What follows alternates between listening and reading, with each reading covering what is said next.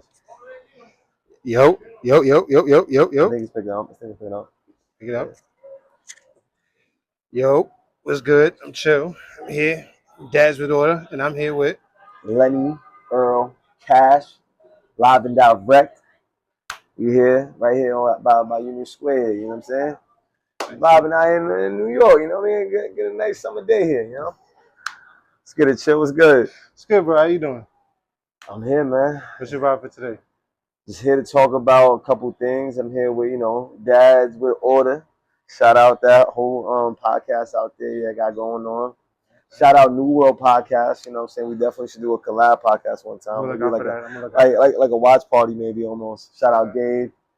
Gabe having a baby right now as we speak. I'll be crazy. But yeah, also talk about what just happened. What just happened here at LPW Fortitude. Yo, tell me about that event. So, first round of the LPW Tag Team Tournament. Us versus Top Shelf. We had a no DQ match going in because things got really heated between us.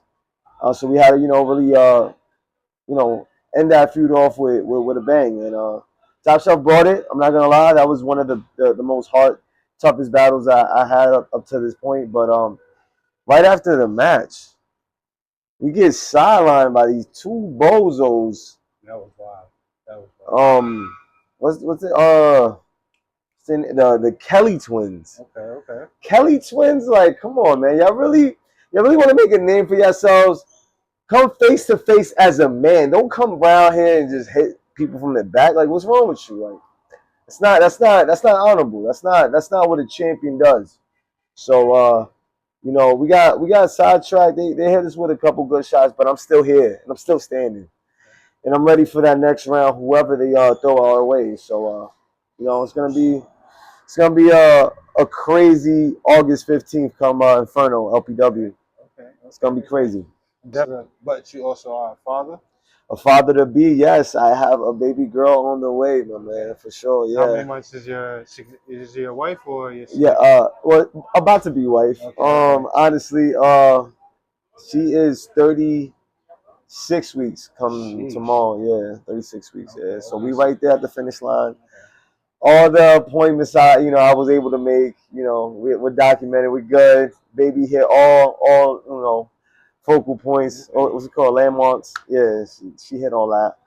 And we're just waiting on July 12th. July 12th is the due date. So that's gonna be when baby girl Cash arrives over here into the world. Yeah. How does that make you feel? I mean, bro, as a man, bro, to know that I have, someone looking up to me, someone just, I'm their whole reason of existence. I'm just there for, emotional support, every kind of support imaginable. But, I have a bundle of joy. Me and my girl have, grown so much between us. Like, it's a wonderful feeling, man, honestly. And what was your reaction when she first told you that she was pregnant? Okay, all right. So scenario at that very moment, right? I was going through some really troublesome times, bro. I was actually just laid off from work, so it was kind of like I'm just laid off. I don't know what's gonna be the next move financially, other than hopefully I get something going in within the next couple months. And God willing, praying, man. I got my job back. I lifted myself. Got some plays going my way, and shout out Lost Borough.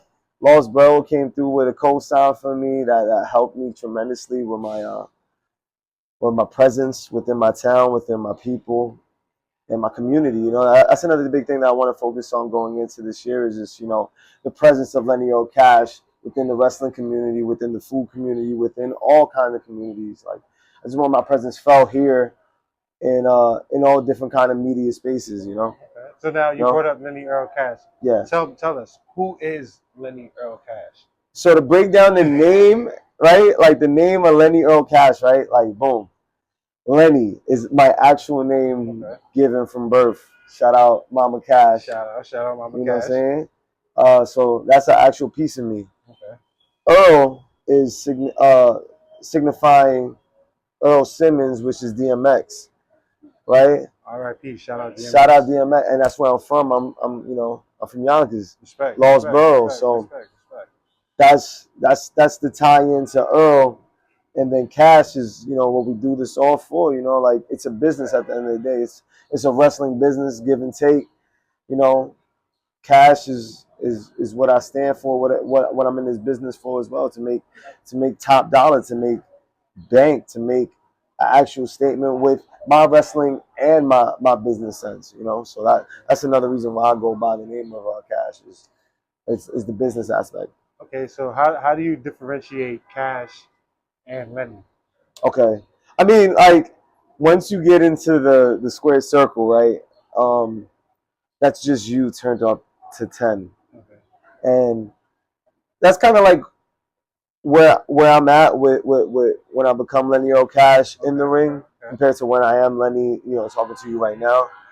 Um, just knowing the difference between the two, and just knowing like at that very moment I am a part of this bigger picture, which is LPW, which is whatever promotion that I'm under, and making sure that I'm able to do my job as a heel or a face, or whatever they ask of me. You know what I mean? So that's how I differentiate the two. Like, when I'm Lenny, it's just me and you chilling.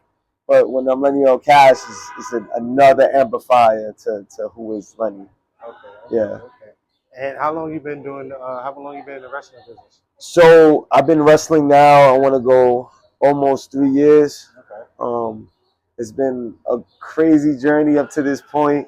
Crazy journey. I'm talking like I went from Houston, came back, then I went to Long Island, tried to create a pro, and it's just been a blessing finding House of Glory, because I just really it was a place that I could sink my teeth into. Some place that I felt like they believed in me, and I believed in what they could do for me as well. So it's just been smooth sailing ever since I found House of Glory, bro. So What was that moment from House of Glory that was like, yeah, I need to stay here. I see it. yeah, This is where I could become Cash. yeah, honestly, like the biggest thing was the open house.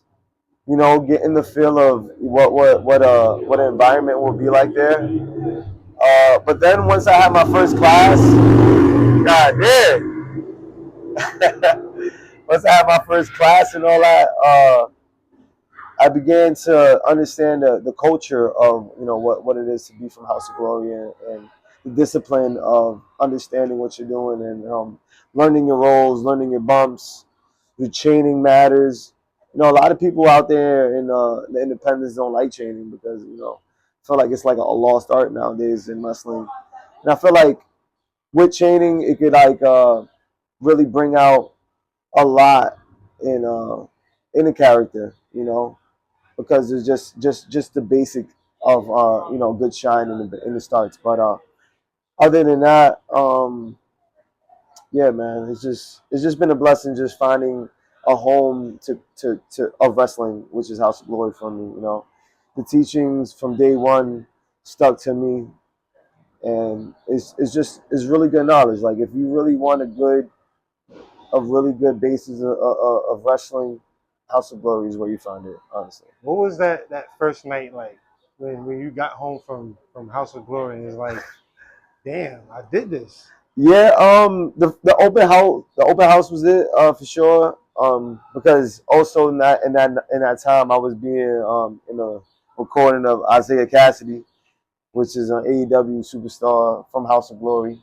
Be on the lookout for that Yeah, footage. Be on the lookout for super that footage. super cool dude from day one. Like, like just being able to just talk to him, being able to just be hands on with him, ask him any kind of question going into the business. That was something that was like I felt like that was needed. Something that kind of like secured it. You know what I mean? Like if he could do it, then I could do it, kind of thing. So that was a moment for me on that. And looking back at it now, is like I just came so far from that. I just came so far from just wanting it, and now actually being in it is just a whole nother adventure in itself. Yeah. So for those that didn't know, House of Glory is owned, or we could say co-owned by Amazing Red, Yeah, Amazing Red, Brian XL as well. Brian XL. Yeah. Those are the two owners now. How Yeah. is it working? Because if you didn't know, please look them up. Amazing Red, Brian XL. They do amazing things. Please Yeah, look them I ain't up. gonna front, real pioneers to a lot of new age of wrestling. You know what I mean? Like the match, the 6-way they did with Quiet Storm and SAT, that was monumental for the wrestling business. Honestly, I was one of the defining moments in the new age of wrestling. What is So. one thing they have taught you personally? As like, if they gave you any kind of advice. The biggest thing that I took, uh, don't go over your time. Make sure that you make the moments matter. Um, if you can highlight your opponent's strengths and hide their weaknesses, that's like one of the biggest things to make you a good wrestler. If I could just have a match with anybody and it comes out a banger, that's what it's all about. I'm trying to think of what else. Try to be a good person. Pray. Believe in the things that you believe in. Try to help the next person out. Will be a community in this. Be a neighbor to your fellow brother. And I feel like everything that I was taught in House of Glory kind of just like it helps in the discipline and what I do in the ring and in my craft. Like it's all about your roles, your chaining, your character work. All those things matter. So all those things instilled from House of Glory. Shout out them, yo, for real. Thank you, thank you. Mm-hmm. If you give any advice to anybody who's trying to, if they are a father or anybody just wants to just go into wrestling, what would you tell them?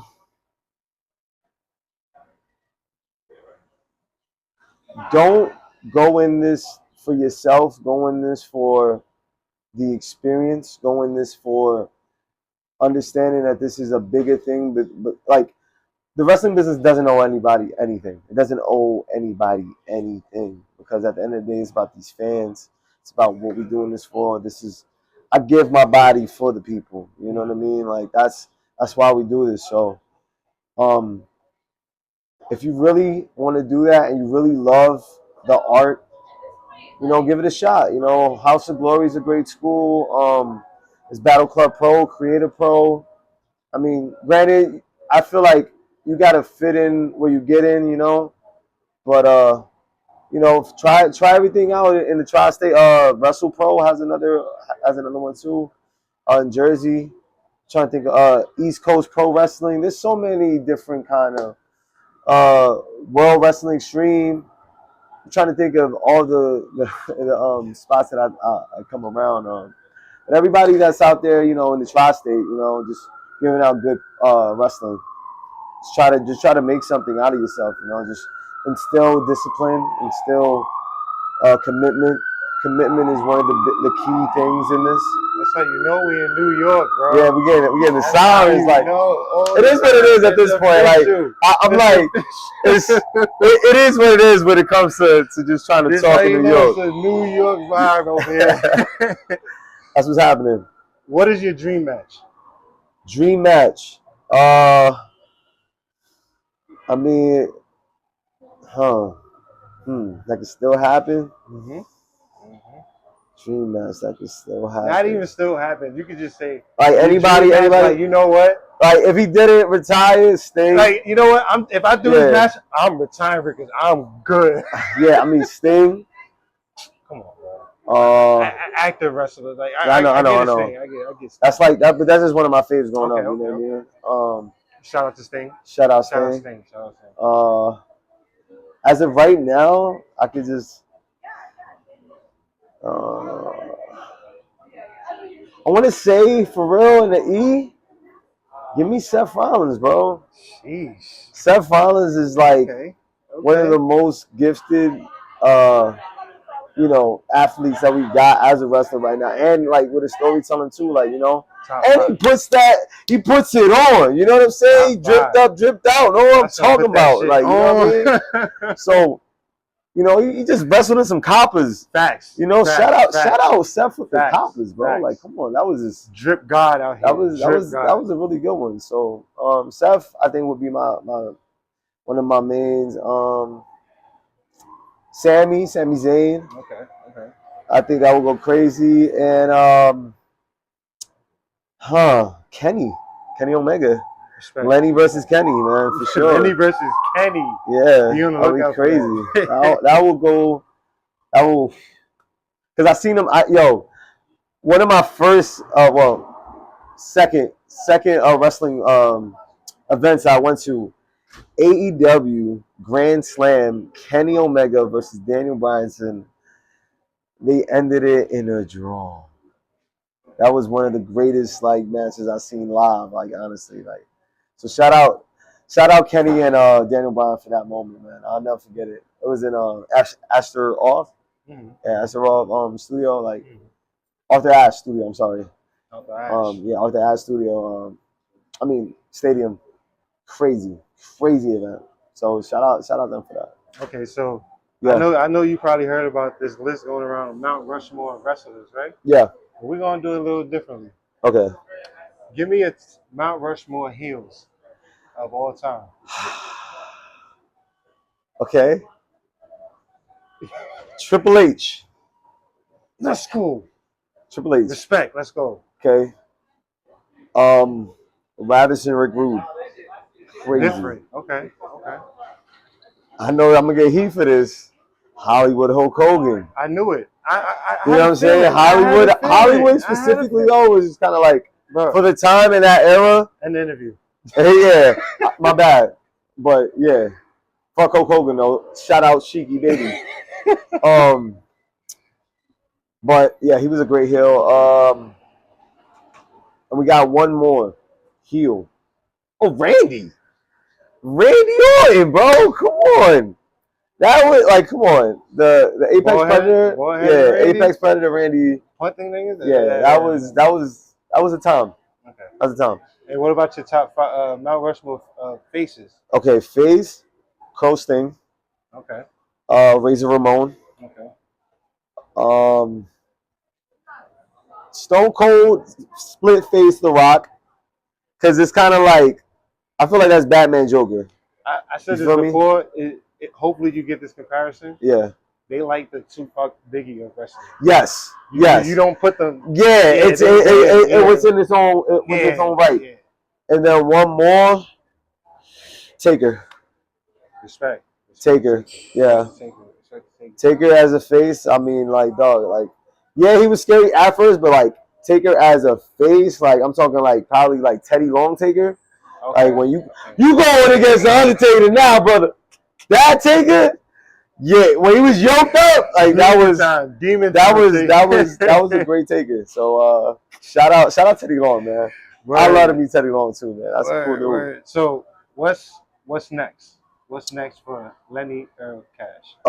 We got GWA show coming to you live, June 28th, live from the Bronx, Boys and Girls Club out there.